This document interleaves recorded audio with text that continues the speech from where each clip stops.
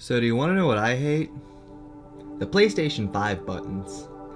Not only did they have to go and make the console and the controllers all white so I can see how gross my room and hands are after I play, but they chose to rebrand the PlayStation in a way that I think is an overall bad move.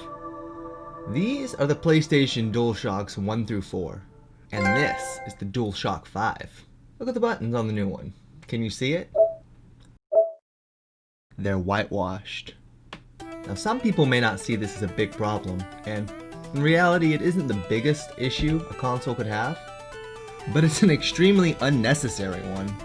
Some might ask, well, how often do you actually look at the controller itself?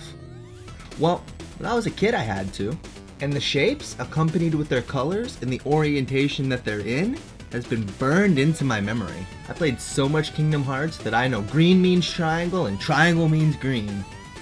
So it's really weird to see a green Y on the Xbox ports of those games. Let's take a look at a different company for comparison. If I say A, B, X, and Y, you think of Nintendo, right? You thought of Xbox. Well, that's odd, considering Nintendo's been using A, B, X, and Y for much, much longer. But would you look at these colors? The reason that someone like myself, who is an avid Nintendo fan and isn't really into the Xbox brand, still thinks of the Xbox controller layout when thinking of A, B, X, and Y is because of the color integration. When I'm playing a Nintendo game, I have to think, okay, Y, so that's swapped with X, because the Xbox button layout is what is embedded in my mind. This goes beyond just memorizing the position of the buttons, but is integral to recognizing UI tutorials as quickly as possible. Breath of the Wild did a pretty good job showing the orientation of the buttons that they're talking about relative to the other buttons, sidestepping the need for the player to process what letter is written on the button they're clicking. In most games I can think of, especially PlayStation games, the user is usually just presented with what the button is and what it does, which isn't normally a big issue because the shape and the color combine to create a more recognizable input. When I booted up The Last of Us 2, do you want to know what the most annoying part about the game was to me? The tutorial. They are already, on a PlayStation 4 game, ditching the colors to be uniform with the PlayStation 5 branding.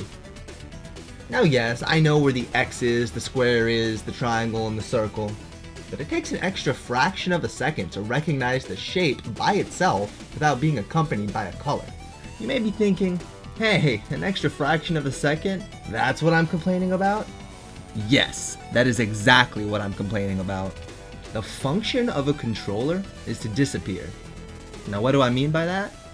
The function of a controller is to eventually create a seamless link from what you are thinking to what is actually happening on screen.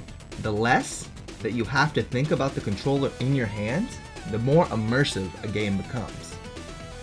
Looking at the GameCube controller, I always knew what the A and B buttons were, but I wouldn't be surprised if I wasn't the only person who never learned which one of these gray nubs is X and which one's Y. I firmly believe that this will have an impact not only on younger people new to consoles, but also the experience of many veterans who are used to identifying the inputs by their shape and color. Is this a factor that will lead to Sony's demise? Well, no, but it's still stupid.